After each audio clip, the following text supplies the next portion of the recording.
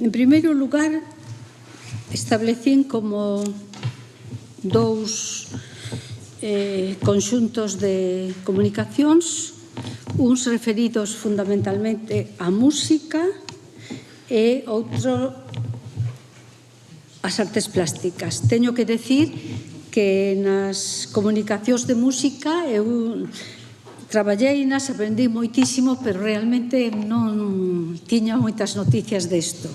Entón, o primeiro que quero agradecer é a Margarita Viso a reducción do seu primeiro texto, que, bueno, era un verdadeiro tratado sobre a música, co cual me entreime de moitas cousas, pero teño que decir que levaba até 18 textos no anexo, máis un cadro xeneral de obras galegas do teatro lírico, e ela, bueno, pois moi fixo unha comunicación que se adapta, pois, ao formato que se pedía.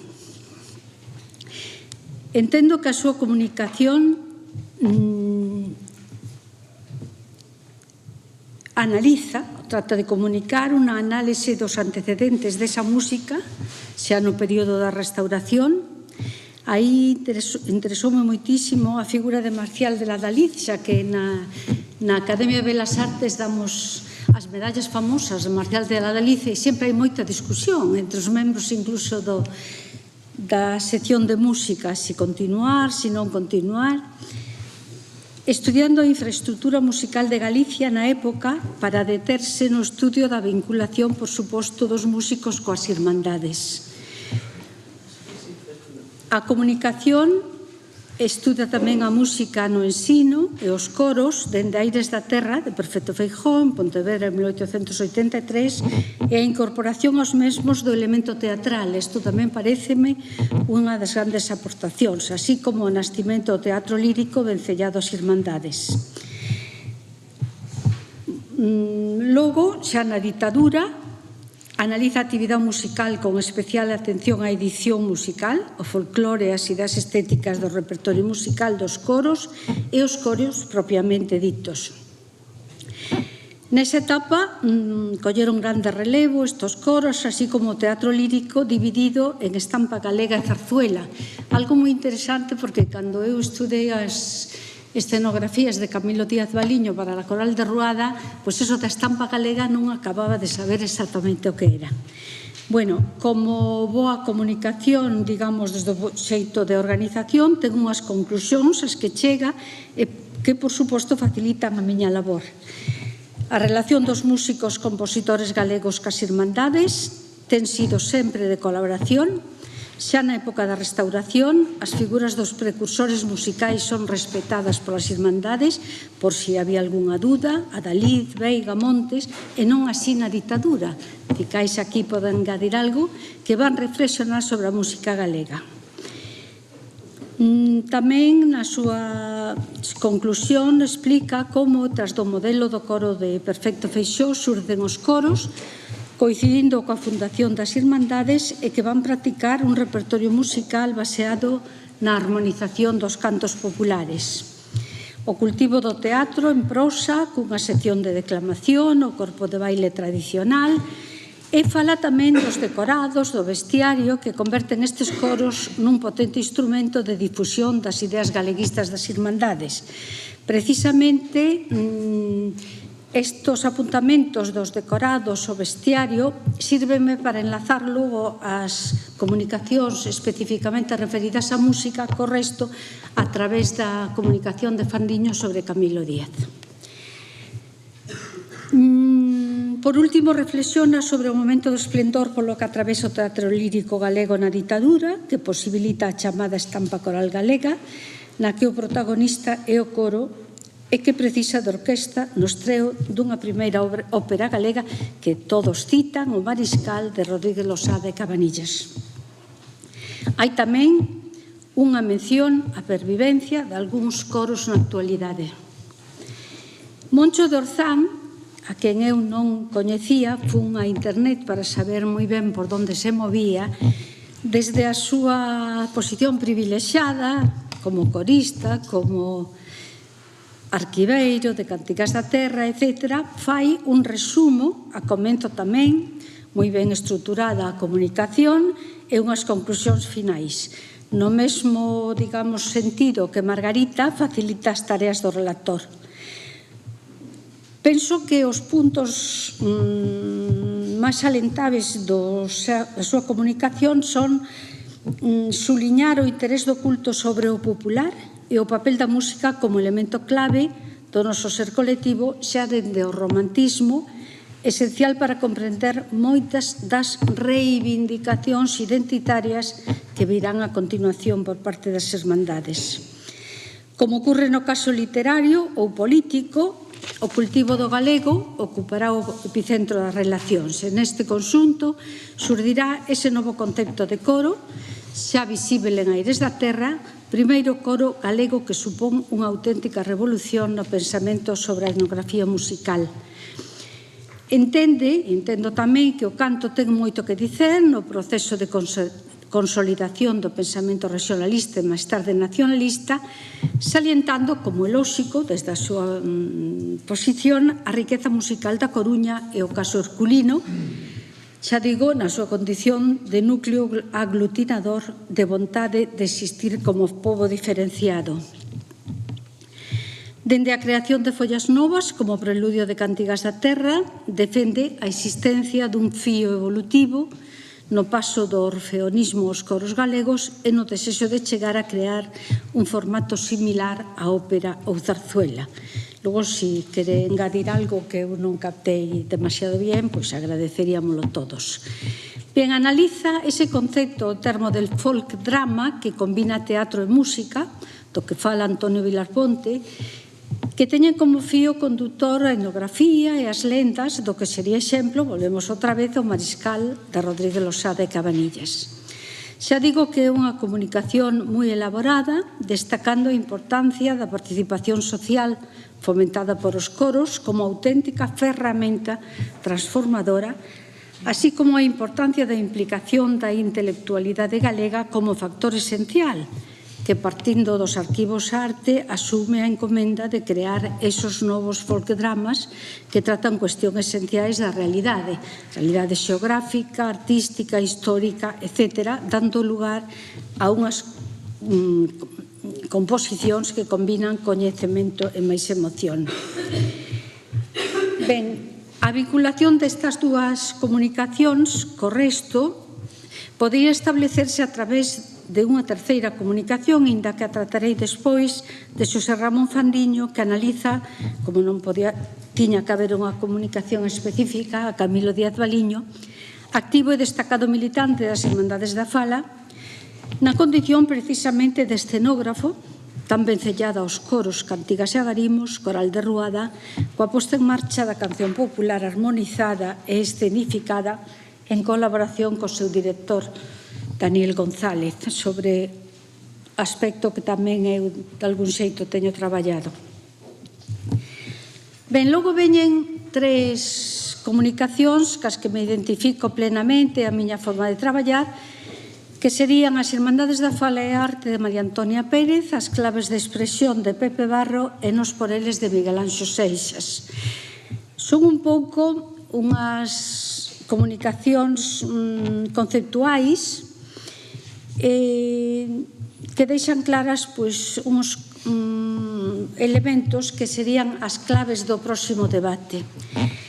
A comunicación primeira, as Irmandades da Fala e Arte de María Antonia, é unha comunicación moi sintética, non por eso menos expresiva, que plantexa dende o comenzo o asunto e a problemática. A convivencia de dúas xeracións nese espazo de 15 anos, que son a de Castelao, Risco, Otero. Eu non metería por outras cuestións que podemos debater nela a Correa Calderón, Antón Vilarponte, ou a outra xa con Rafael Dieste, con Manuel Antonio, Cebreiro ou Seoane, normalmente conocidos como os novos. Se a primeira ten uns ítems definitorios determinantes, a paisaxe como elemento identitario, estado da alma, raza, entendida como etnocultura e a saudade, como sentimento que une coa terra e que leva a actuar. A segunda, o meu xeito de ver, proponse unha orientación impregnada polas poéticas das vanguardas históricas e, sobre todo, polo convencimento de que o tema, por si mesmo, non dota inexorablemente a unha obra de condición de galega. Entón, require de outras cousas. Todo nun momento no que a chamada a volta ao orden tiña retornado á plástica despois das rupturas e experimentos do primeiro terzo de século. Ben, aquí para min hai dous aspectos fundamentais. A literatura artística de Rafael Dieste e as súas reflexións doutrinais, as dúas xeracións de artistas e as distintas concepcións de arte que conviven as irmandades, xunto cun feito de outra especie, o feito de que Vilar Ponte sexa o primeiro axente que se preocupe de factores como mercado, institución, que son sinalados como as aportacións máis salentables das irmandades da fala nos eidos da plástica. Ben, identifícome totalmente e a derradeira parte da comunicación enlaza con outra importante que é a de Pepe Barro. Pepe Barro tamén é moi claro na súa comunicación. El leva a cabo, ademais desto falamos un pouco en Ferrol, que fai pouco tivo lugar tamén un congreso ali na sede de Toxos e Flores, leva a cabo unha análise de imaxes que funcionan como símbolos de identidade e que, curiosamente, non estaba feito. É dicer, un relato visual e máis simbólico das irmandades. Como deseñador gráfico que é, sabe moi ben que o deseño gráfico dá forma á cultura, guía o pensamento cultural e fai posible a transmisión de información. Entón, é evidente que Castelao e Camilo Díaz son os auténticos protagonistas e autores desas imaxes símbolos que encarnan un universo que el di enguedellado entre política e cultura. Con estes dous homes, o deseño e a ilustración cumpren un importante papel no discurso simbólico das irmandades, un discurso, xa digo, non demasiado coñecido e con aspectos de grande modernidade. Eu teño que dicir que a veces, cando estudei a primeira obra deste tipo, que era a ilustración na revista Nós, un por un, todos os deseños, sempre decíame del Riego, isto é unha labor de romanos, pero eu quería identificar xa a todos e cada un dos diseñadores. Atopei problemas con algunhas imaxes, por exemplo, aquela fouce que unha man empuñaba. Ben, pois agora, por exemplo, Pepe Barro, unha das imaxes que vai analizar é a fouce, símbolo de identidade. Recordemos aquel poema en pé de Cabanillas e os versos que din en unha man a fouce, noutra man a oliva, que é símbolo de acción. Xa non abonda con falar galego, hai que actuar xa, hai que entrar na política. Ou a estrela branca de 5 puntas que tantas veces vin eu, o meu pai, debuxar ali nas cartas de longa historia, agora recreada como símbolo de liberdade nos primeiros anos 20 por Camilo Díaz e mesmo Castelao. Ou a Cruz de Santiago, como unha das formas da patria, que explica o deseño de Camilo Díaz e que volve nos 3 números da Revista Céltica de Buenos Aires, 1926, 27 e 28. Transformada nunha espada, ao incorporar a man que empuña, é tamén un chamamento á loita, sen dúbida. Aparece tamén a illada nas bandeiras das irmandades, no estandarte dos coros, en disposición heráldica, e hoxe pola mañá falouse un pouco deso, inda que non inventaron o celtismo, as irmandades potenciano e proxéctano utilizando na comunicación de masas. Estou-me a referir, que sabe, recordo o dolmen, non é un dolmen, é un trilito. Anta, trilito, dolmen, a denominación máis usual é o seu símbolo, esos altares onde se levaría a cabo o sacrificio humano, pero que enlazan ca cultura da morte, do enterramento, esos monumentos funerarios colectivos do megalítico. A viñeta de Castelao para o noso celtismo, publicada na revista Nós, ou mesmo o elemento na capa da publicación renovada ten un carácter simbólico indiscutible. Aparecerá logo en Lar, a portada debuxada por Camilo Díaz, situada nunha noite de prazo do luar, ou en Galicia, Nai e Señora, a escultura de Uxío Souto que estivo na exposición, na súa condición de altar, ou no Aragael de Camilo, cando ingresa no Seminario de Estudos Galegos no ano 24, sempre como icono da Galicia céltica.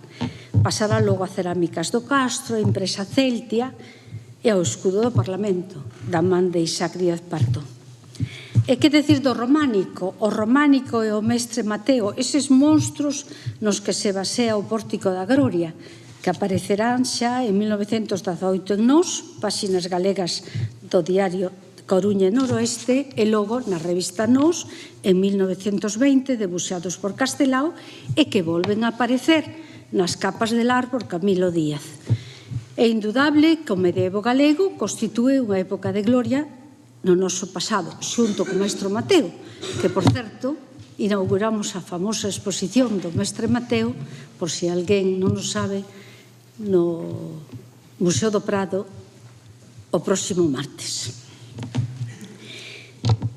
Quero que suliñar, porque isto estudiei no moito, que Castelao tiña coñecimentos da imprenta moderna e é o que conduce a debuxar artesanalmente uns tipos reiterados unha e outra vez e sempre ligados á temática das irmandades. O que quere Castelao é que esos termos, esos tipos debuxados artesanalmente cheguen a identificar unha publicación como galega. Esos caracteres tipográficos, logo modificados en ocasións por Camilo Díaz, mesmo reelaborados por Isaac para a rotulación do Castro Sargadelos, acadan o propósito de identificación cultural ligada ao galeguismo, algo que dase tamén en Europa como un rasgo de imprenta moderna. Pero a letra de Castelao, e isto creo que un punto a suliñar, pode ser de debate, precisamente por acadar un valor emblemático, vai ser utilizada no debate ético e máis estético que enlaza co problema xeracional que anticipei antes. Isto vai no facer Rafael Dieste nunha páxina de El Pueblo Gallego, dun extra do Día de Galicia de 1929, na que fronte á letra medieval de Castelao como símbolo de galeguidade, na parte superior, aparecían composicións bailadas de palabras en liberdade, que diría Marinetti, e que xa tiña utilizado, por exemplo, na capa de A Fiestra Baldeira, que, inda que non o vin publicado nunca, é unha capa de Fernández Mazas. Os debates xeracionais e os coloquios, en fin, que rematan coa fuxida dos novos, explican, e tocouse de algún xeito pola mañá, como o galeguismo oficial, ancorado nunhas posicións conservadoras e pouco flexibles, non foron quen de reter a unha mocidade que iba xa máis alá, como diría Manuel Antonio Cebreiro no manifesto. Tamén a letra galega foi recuperada na posguerra. Galaxia, por exemplo, a revista Terra e Tempo, con matices máis ou menos culturais e políticos. Miguel Anxo Seixas, arquiveiro, porque senón tampouco se concibe a grande aportación, fai unha comunicación completísima do proceso de xestación dos debuxos e ugadas que conforman o álbum Nós de Castelao. Imaxes debuxadas entre o 16 e 18, no que o autor vai utilizar o fío condutor das exposicións desas estampas para darnos noticia de toda a literatura artística publicada ao redor dos deseños. Expostos por primeira vez na Coruña, en marzo de 1920, logo en Madrid no mes de maio, Vilagarcía en decembro, Ourense en febreiro do 22, Monforte no mes de marzo e Ferrol no mes de abril, con un longo escrito de Bello Piñeiro no Correo Gallego de Ferrol, e que chegarán a Pontevedra o 27 de maio de 1922, e que na clausura fala outro grande ilustrador e unha persoa bastante esquecida, Manolo Méndez.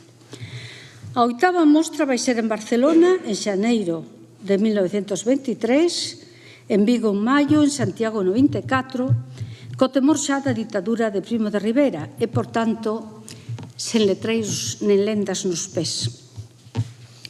Constitúe un traballo de análise e pescuda impresionante e que ven agrandado polo descubrimento en Pontevedra recentemente este mesmo ano dos 49-51, se incluímos o autorretrato e os libres imaxes orixinais.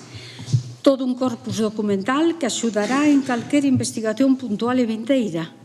As tentativas de Antón Vilar Ponte ou Otero Pedrallo por editar o álbum no ano 30 como unha especie de homenaxe a Castelao fracasaron e serán logo retomadas por Sánchez Cantón, su director del Prado, ao ano seguinte. No mes de maio sairán á venta.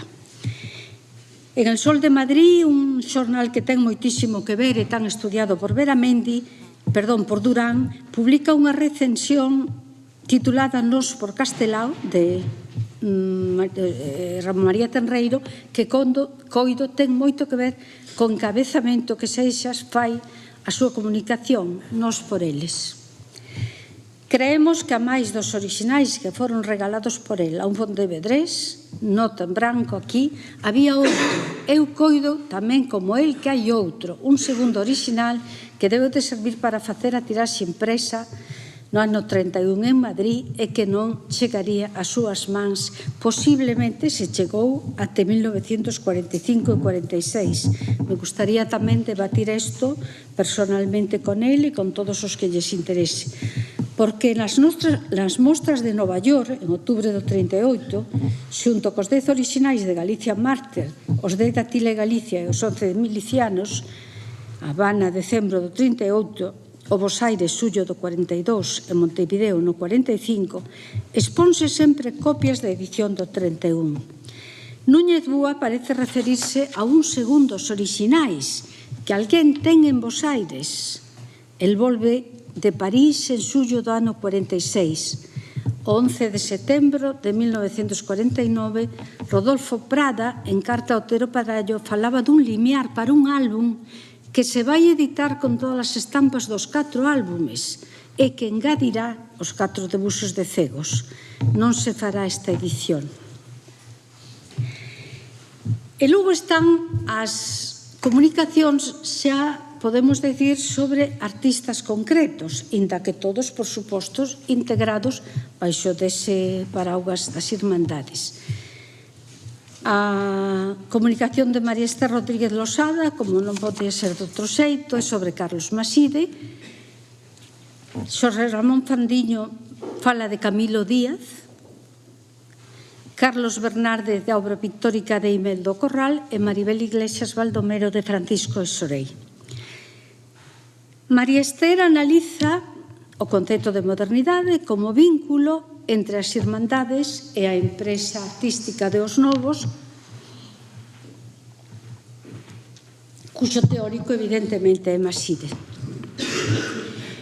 Ela insiste na modernidade de Maside, que leva a romper co regionalismo, as diferencias que ten ca xeración anterior Nos, Risco, e pola contra as afinidades que ten con Castelao. Evidentemente, a primeira obra gráfica, a de Faro de Vigo, é moi semellante a Castelao. E aporta como rasgo de modernidade as implicacións sociais de Maside, que eu aportaría un texto absolutamente moderno en torno a la fotografía popular que sería publicado por Galaxia en 1950. Ben, as novas linguaxes, as formas con connotacións cara a unhas imaxes galegas universais, justifícano como pioneiro da renovación, porque é un artista que sabe perfectamente articular, por iso podía servir de ponte, o novo e o eterno, o cambio co eterno. Por suposto, coñece as vanguardas, Maside coñece as vanguardas europeas do momento, pero, ao meu xeito de ver, chega un momento que para. O sea, o seu compromiso político non lle permite avanzar máis. E dai as que supoño que todos conocemos, as famosas cartas de Seoane xa moito máis tarde que se cruza con el. Eu quixera desta etapa citar unha portada de 1930 que é absolutamente moderna, editada en Renacimiento, Madrid, aquela editorial que tanto editaba, que non deixa dúbida sobre a modernidade de Maside na etapa das Irmandades. La tragedia del Caballero de Santiago. Si vostedes de Victoriano García Martí, a concepción do espazo absolutamente metafísico no que aparece desplomado o cabaleiro, as formas xeométricas, as liñas de fuga da arquitectura resultan absolutamente modernas. Sigue existindo figuración, pero con novas formas. Ben, Xosé Ramón Fandiño, que ten uns referentes directos, Isaac, Luis Joane, colaborador de Isaac, en Edicións do Castro e o Grupo Sargadelos, hace unha aportación sobre Camilo Díaz, que ademais de escenógrafo, pintor, muralista, escritor e diseñador gráfico, foi un activo destacado militante das Irmandades da Fala, as que se afiliou na Coruña en 1918 e que actuou como enlace en Santiago e desempeñou a responsabilidade de conselleiro primeiro da Irmandade Nacionalista de Santiago. El analiza dúas facetas da súa poliédrica personalidade. A de escenógrafo, por eso decía que sirve de ponte cas comunicacións máis relativas á música, e a de diseñador gráfico. A primeira, convencido de que o teatro podía servir de propaganda da causa nacionalista, facer teatro e facer patria. En contacto con Isaac Fraga, aquí no Teatro Apolo de Ourense, eu coñezo moi ben todo isto desde 1916, e a partir do 20 trasladas a Santiago como director artístico dos talleres de escenografía e propaganda da empresa Fraga.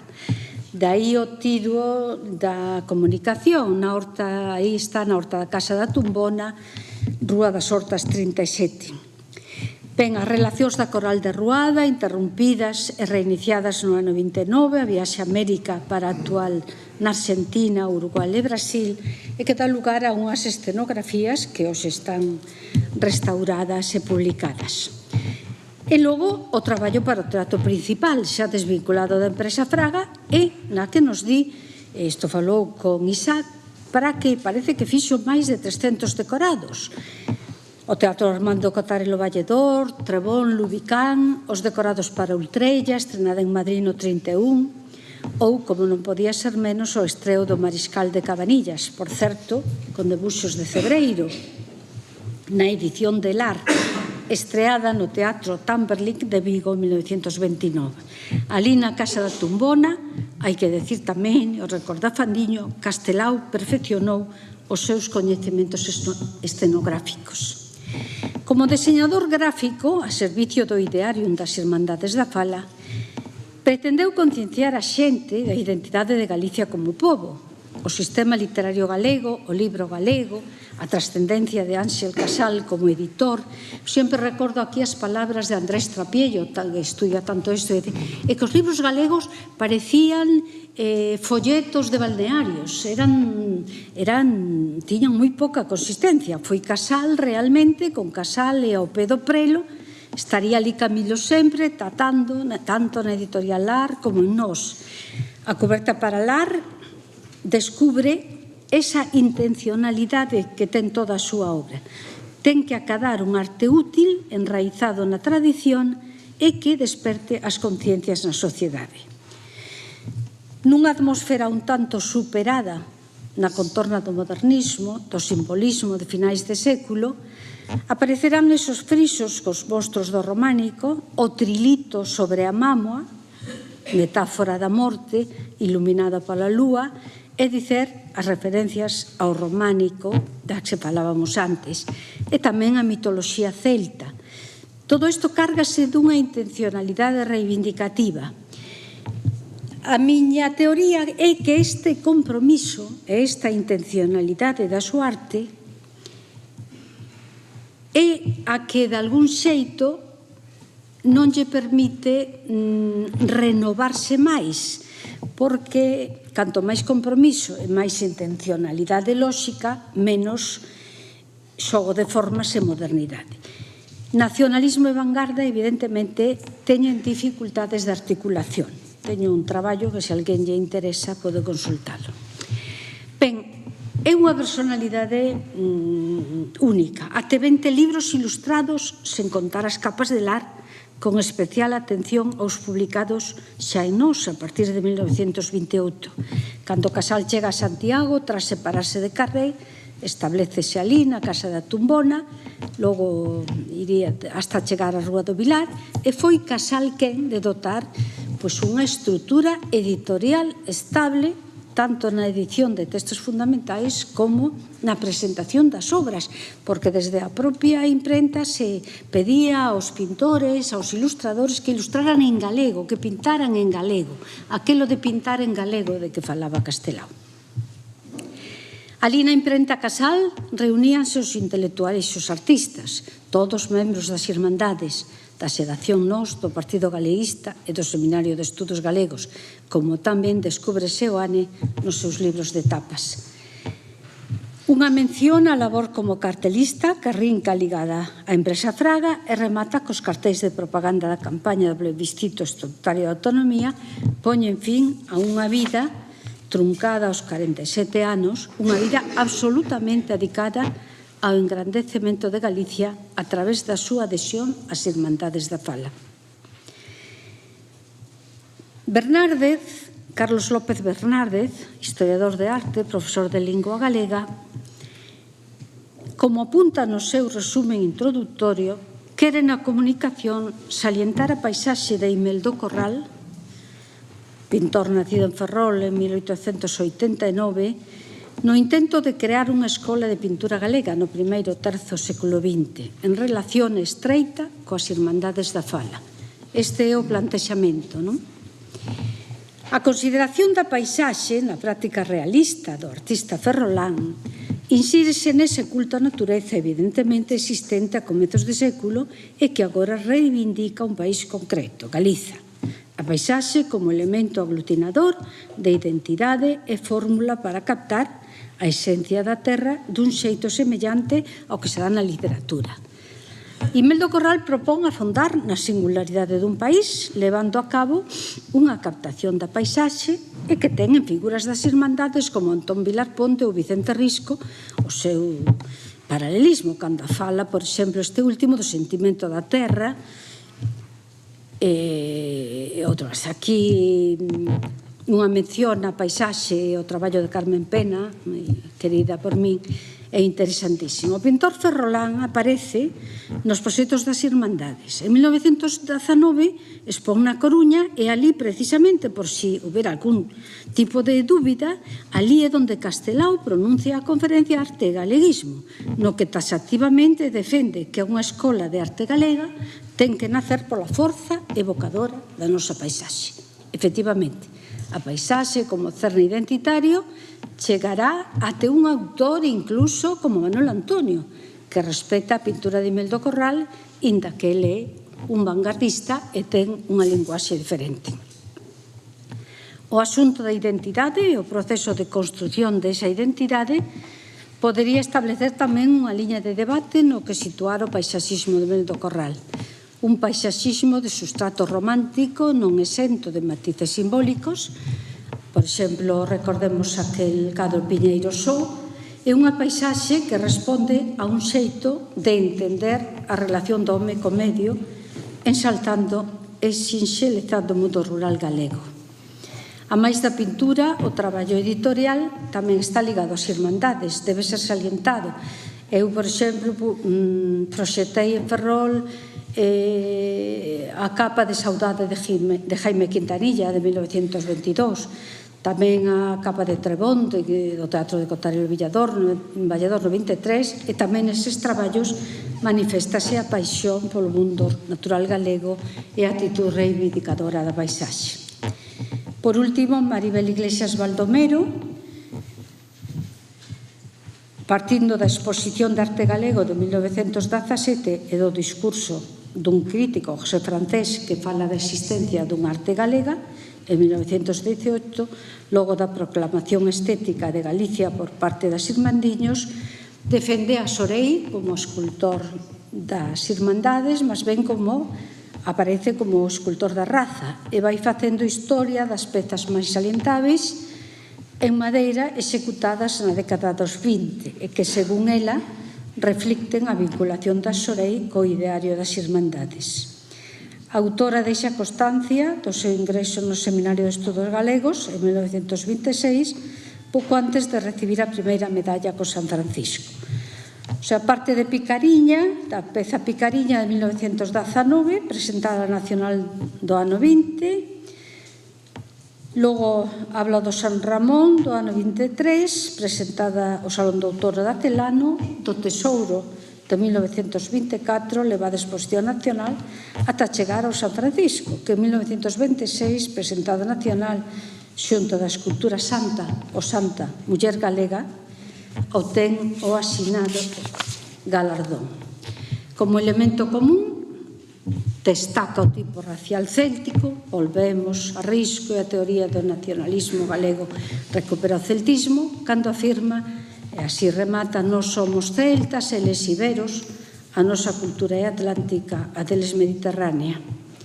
A Xorei, pois, según ela, ilustra un elemento do ideario nacionalista. Xa está.